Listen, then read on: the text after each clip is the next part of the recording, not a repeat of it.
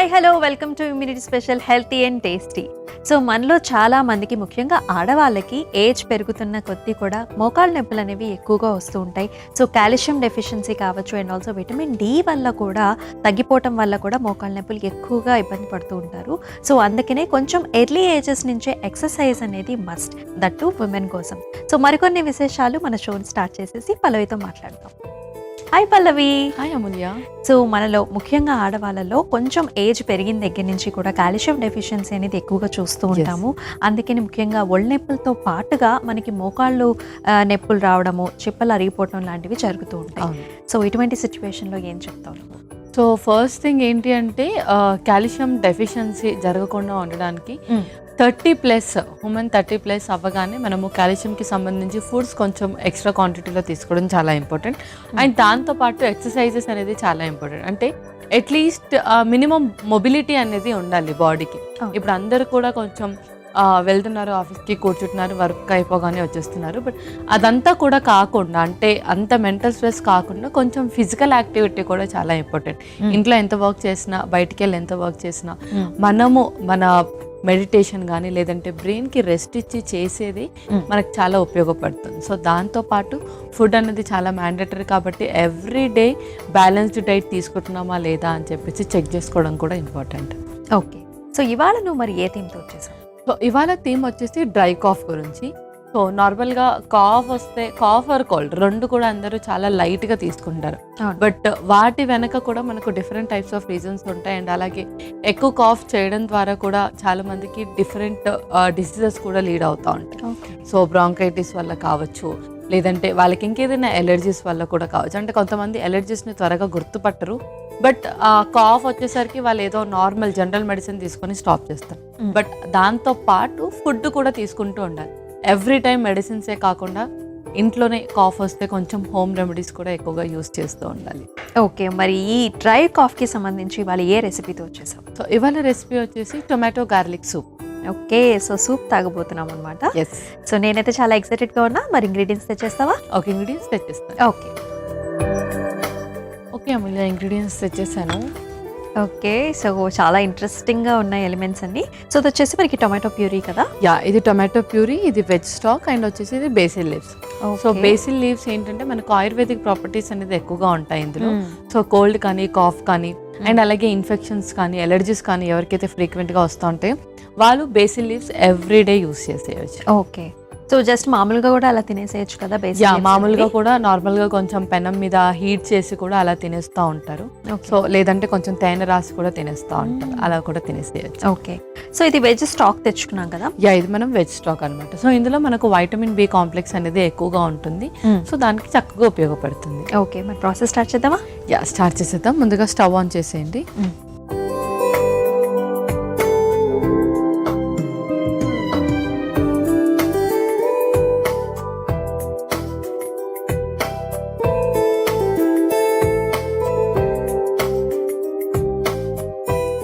So ముందుగా కొంచెం నూనె,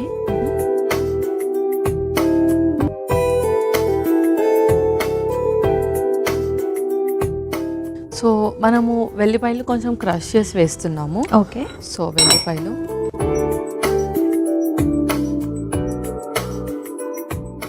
లైట్గా క్రష్ చేస్తే సరిపోతుంది.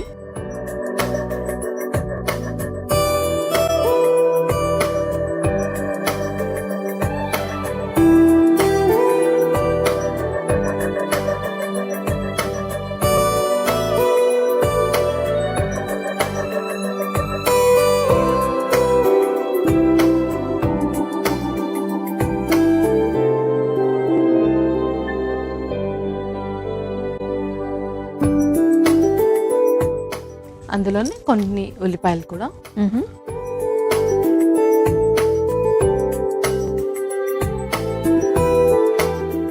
సో మిరియాలు కూడా కొంచెం క్రష్ చేసుకుందాము. ఓకే.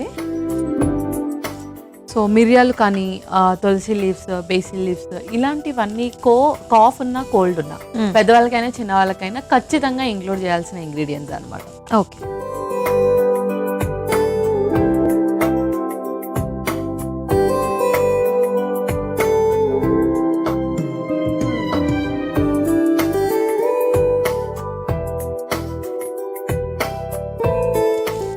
మిరియాలు కూడా వేసేస్తున్నాము. సో ఈ సూప్లో మనకి ఘాటుతనం అనేది చక్కగా మిరియాల నుంచి అలాగే మనకి వెల్లుల్లి నుంచి వస్తుంది. అవును.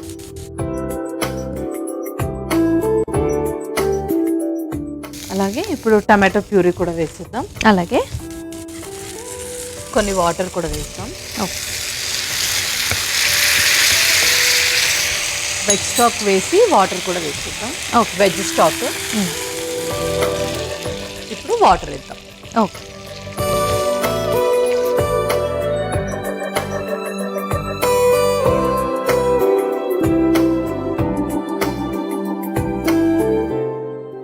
సరిపోతాయి. ఇప్పుడు అందులో మనం బేసిల్ లీవ్స్ వేసి బాయిల్ చేసుకోవాలి.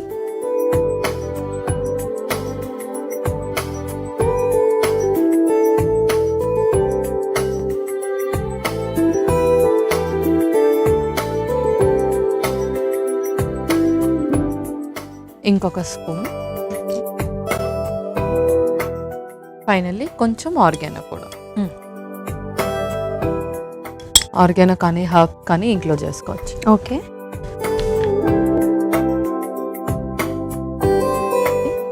కొంచెం సాల్ట్.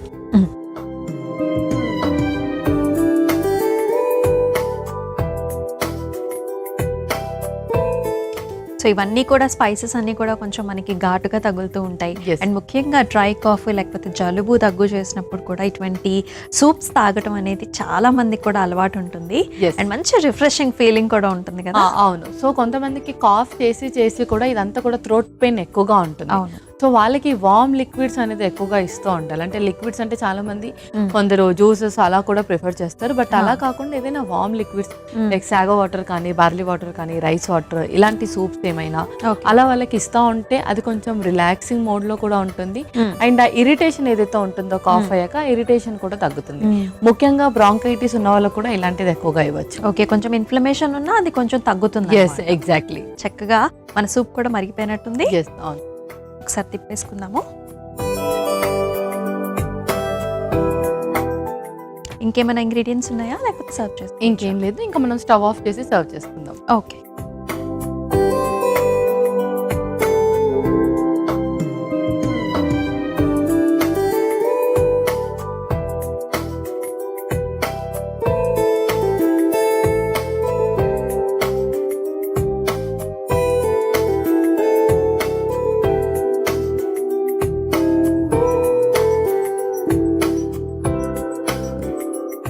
ఓకే పల్లవి, మరి రెడీ అయిపోయినట్టేనా? యా అమూల్య, టొమాటో గార్లిక్ సూప్ రెడీ అయిపోయింది. ఓకే.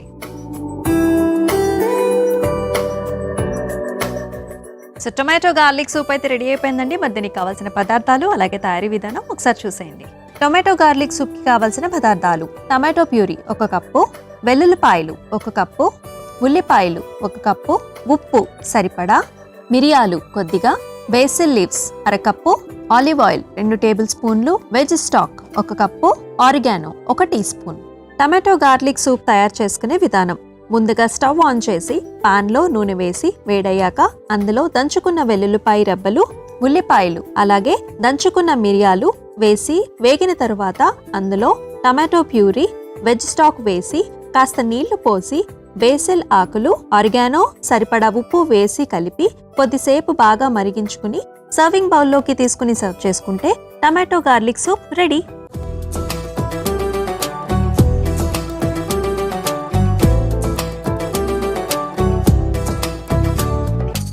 కావాల్సిన పదార్థాలు అలాగే తయారీ విధానం చూసేసారు కదా. మరి పల్లవి, టేస్ట్ చేద్దామా? ఓకే.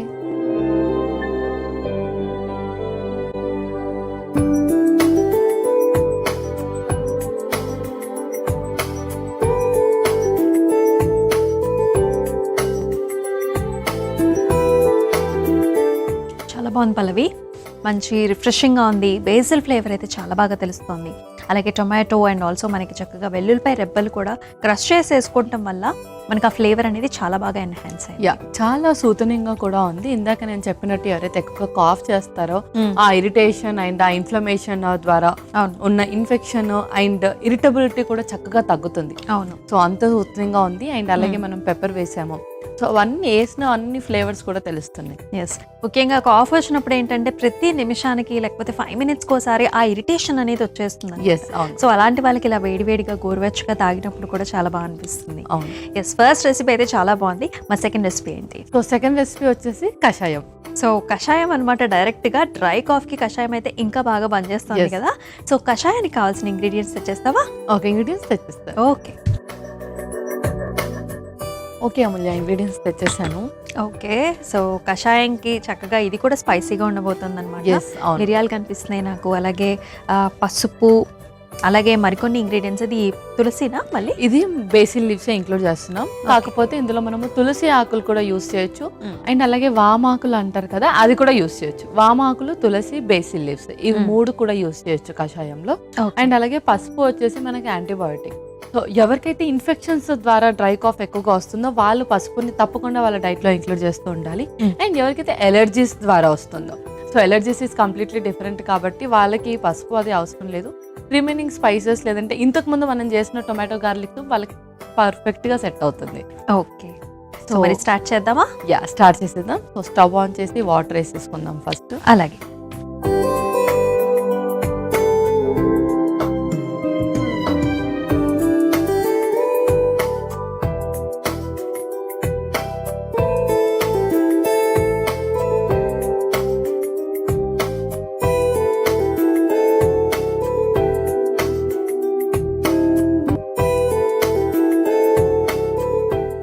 సరిపోతాయి పల్లవి? ఇంకొన్ని వాటర్ వేస్తాం.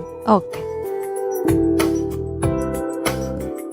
సో ఫస్ట్ మనము ధనియాల నుంచి స్టార్ట్ చేద్దాము. ధనియాలు కూడా మనం కొంచెం వేయొచ్చు, ఎందుకంటే ఇందులో మనకు యాంటీవైరల్ ప్రాపర్టీస్ అనేది ఎక్కువగా ఉంటాయి అనమాట. So not only bacterial infection, viral infections కూడా చాలా మందికి వస్తుంది. అండ్ వైరల్ ఇన్ఫెక్షన్ మనకి ఎక్కువ కాలం ఉంటుంది కాబట్టి సో ధనియాలు వైరల్ ఇన్ఫెక్షన్ ఉన్న వాళ్ళు ముఖ్యంగా యూస్ చేయొచ్చు. ఓకే, సో మన గరం మసాలాలో కూడా చక్కగా మనకి హెల్త్కి పనికొచ్చే ఇంగ్రీడియంట్స్ చాలా ఉన్నాయి. యా, అవును. అండ్ ఇప్పుడు కొంచెం మిరియాలు కూడా. అలాగే. సో మిరియాలు వచ్చేసి ఎవరికైతే ఎక్కువగా ఇన్ఫెక్షన్, ఇరిటేషన్, ఇరిటబిలిటీ ఎక్కువగా ఉంటుందో ఆ ఇరిటేషన్ని తగ్గించడంలో పెప్పర్ చాలా యూజ్ అవుతుంది. సో ఇలా మనం పెప్పర్ కూడా ప్రతి దాంట్లో ఇంక్లూడ్ చేసుకోవాలి. నాట్ ఓన్లీ ఇలా కషాయం, సూప్స్ కాదు, నార్మల్గా ఇంకేదైనా కొంచెం గార్లిక్ బ్రెడ్, టోస్ట్, కర్రీస్ తీసుకున్నా సరే కొంచెం క్రష్ చేసి వాటిలో వేసుకోవచ్చు. ఓకే. అండ్ అలాగే అల్లం కూడా. సో అల్లం కూడా ఇన్ఫెక్షన్స్ని తగ్గిస్తుంది. అండ్ అలాగే యాంటీబయోటిక్స్ మీద ఉన్నప్పుడు మనకు డైజెషన్ అనేది చాలా కష్టంగా ఉంటుంది. అవును, డైజెషన్ అవ్వదు త్వరగా. సో అల్లం వచ్చేసి మనకు డైజెషన్ని కూడా ఇంప్రూవ్ చేస్తుంది. అండ్ అలాగే బ్యాక్టీరియల్ ఇన్ఫెక్షన్ని కూడా తగ్గిస్తుంది. స్టమక్ లో కూడా ఏదైనా పెయిన్ ఉన్నప్పుడు కూడా మనం అల్లంని ఎక్కువగా యూజ్ చేస్తూ ఉంటాం కదా. అవును. నెక్స్ట్ లవంగాలు కూడా. ఇంకా లవంగాలు అయితే ఎప్పుడైనా దగ్గు వస్తుంది అంటే ఫస్ట్ మనకి నోట్లో పెట్టుకోమని చెప్తూ ఉంటారు చాలా మంది. అవును. సో మనం ఇలా బాయిల్ చేయడం ద్వారా క్లోవ్లో మనకు ఆయిల్ ఉంటుంది. క్లోవ్ ఆయిల్ అనేది చాలా హెల్ప్ చేస్తుంది. ఓకే. సో అలా మనము ఇవి కూడా యూజ్ చేస్తూ ఉంటాం. ఓకే. ఇలాచిని కొంచెం క్రష్ చేసుకుందాము.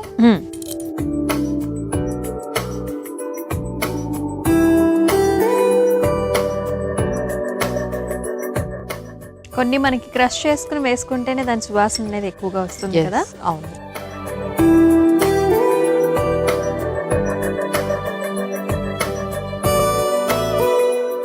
అండ్ అలాగే కొంచెం జీలకర్ర.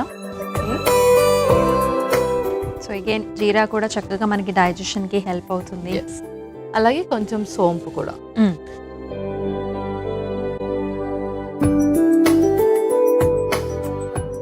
నెక్స్ట్ ఇప్పుడు బేసిల్ లీవ్స్ కూడా వేసేద్దాం. ఓకే. సో కషాయం డ్రై కాఫ్ వచ్చినప్పుడే కాదు, కొంచెం మనము ప్రివెంట్ చేయడానికి కూడా, అంటే డ్రై కాఫ్ వచ్చే ముందు కొంచెం ఇరిటేషన్ లాంటి సిమ్టమ్స్ వస్తాయి కదా. అవును. ఆ సిమ్టమ్స్ని క్యూర్ చేయడానికి అండ్ అలాగే డ్రై కాఫ్ని కొంచెం ప్రివెంట్ చేయడానికి కూడా మనం ఈ కషాయం తీసుకోవచ్చు. అందులో బేసిల్ లీవ్స్ చాలా హెల్ప్ చేస్తుంది. ఓకే. సో జలుబు వచ్చిన వాళ్ళు కూడా తీసుకోవచ్చా? ఎస్, అవును. జలుబు వచ్చే వాళ్ళు కూడా తీసుకోవచ్చు. ఇప్పుడు మన యాంటీబయోటిక్ పసుపు కూడా. ఓకే.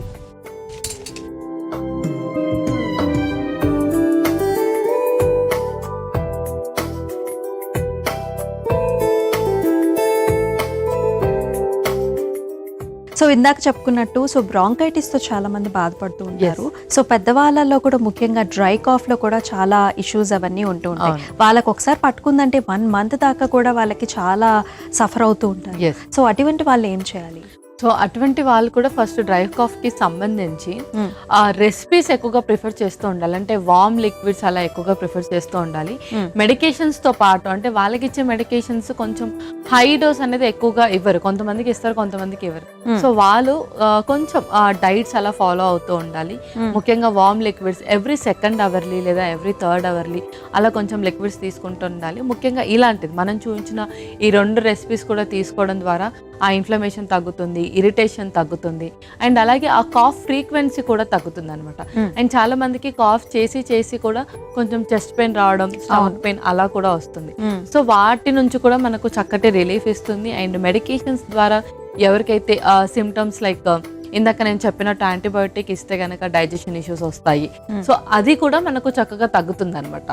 ఏదైతే మనం యాంటీబయోటిక్స్ ఇస్తున్నప్పుడు ఫ్రీక్వెంట్ గా కొంతమందికి డయేరియా అవుతుంది, కాన్స్టిపేషన్ అవుతుంది, అండ్ డైజెషన్ సరిగ్గా అవ్వదు. సో అవన్నిటికీ కూడా మనము చక్కటి ఇంగ్రీడియంట్స్ అన్ని కూడా ఇంక్లూడ్ చేసుకొని తీసుకోవాలి. అండ్ ఇలాంటి సూప్స్ తో పాటు balanced diet is very very mandatory. So వాళ్ళకి యాక్చువల్లీ కొంచెం ఓపిక కూడా తక్కువగానే ఉంటుంది. సో ఇది మార్నింగ్ ఈవినింగ్ కూడా తీసుకోవచ్చా? కషాయం వచ్చేసి మనం 2 times తీసుకోవచ్చు. అండ్ ఇందాక నేను చూపించిన సూప్ వచ్చేసి కూడా ఫ్రీక్వెంట్ గా వీక్లీ 2 to 3 ఇంక్లూడ్ చేయొచ్చు.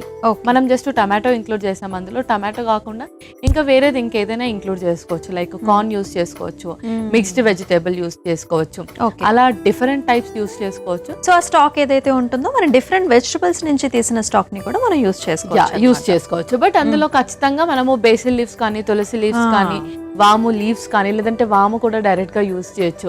ఇలా కొన్ని స్పెషల్ ఇంగ్రీడియంట్స్ ఏదైతే ఆయుర్వేదిక్ ప్రాపర్టీస్ ద్వారా మనం యూస్ చేస్తామో అది తప్పకుండా ఇంక్లూడ్ అయ్యేటట్టు చూసుకోవాలి. ఓకే, సో మరి కషాయం రెడీ అవడానికి ఇంకొంచెం సేపు టైం పడుతుంది కదా, కొంచెం మరగనిద్దాము. లిడ్ క్లోజ్ చేస్తాను. ఓకే,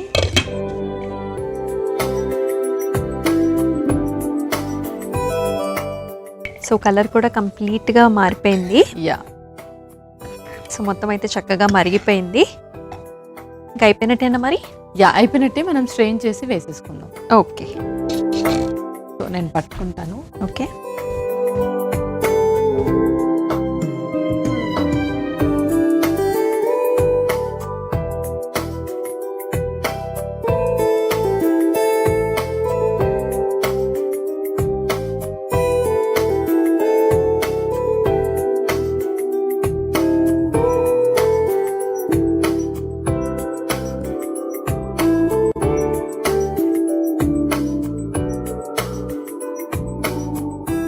సో పల్లవి మరి అయిపోయినట్టేనా?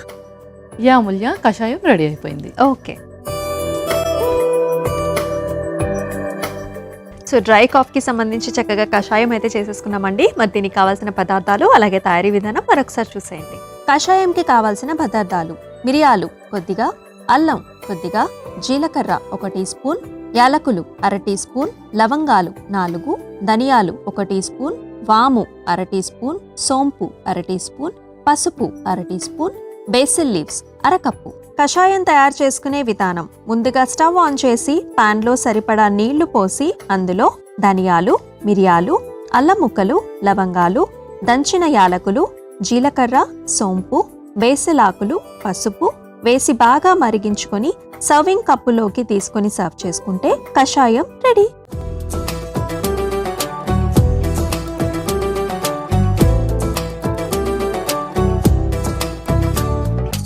కావాల్సిన పదార్థాలు అలాగే తయారీ విధానం చూసారు కదండి. మరి పల్లవి ట్రై చేద్దామా?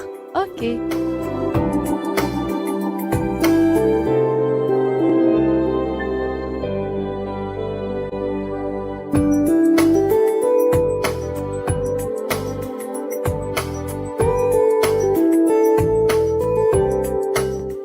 సో మంచి ఘాటుగా అయితే ఉంది పల్లవి.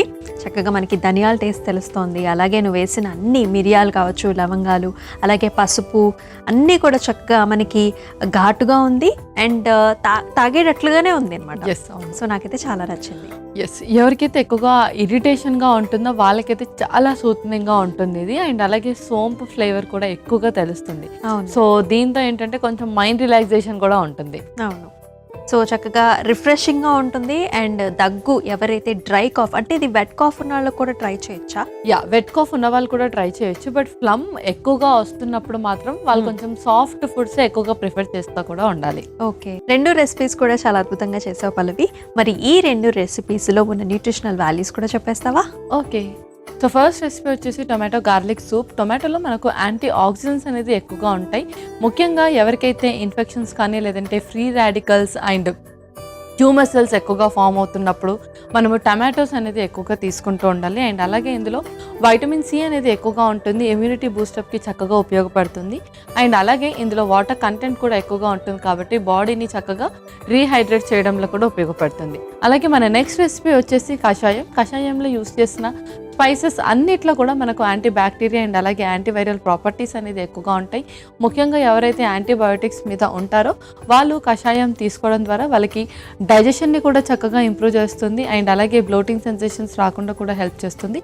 దాంతోపాటు ఇరిటేషన్ అండ్ అలాగే ఇన్ఫెక్షన్స్ని కూడా చక్కగా తగ్గిస్తుంది. ఓకే పల్లవి, చాలా చక్కగా చెప్పావు. రెసిపీస్ కూడా చాలా అందంగా వచ్చాయి. సో అంటే టేస్టీకి తగ్గట్టు, అంటే కషాయం కూడా చాలా మంది అనుకుంటారు అబ్బా చాలా కమ్మో కషాయం అంటే మనం తాగలేము అనుకుంటూ ఉంటారు. Yes. సో ఇది అలా కాదు, సూదింగ్గా ఉంది. అవును. సో కొంచెం స్పైస్ ఉన్నప్పటికీ కూడా సూదింగ్గా బాగుంది. Yes, and thank you so much Pallavi. Welcome Amulya. So ఇదండి ఇవాల్టి అభిరుచి. సో అద్భుతమైన హెల్తీ అండ్ టేస్టీ రెసిపీస్ అయితే చూసాం కదా. మరి రేపటి ఎపిసోడ్లో మరొక 2 హెల్తీ అండ్ టేస్టీ రెసిపీస్తో మళ్ళీ మీ ముందుకు వచ్చేస్తాం. అంతవరకు టేక్ కేర్, సెలవు, బై బాయ్ బాయ్.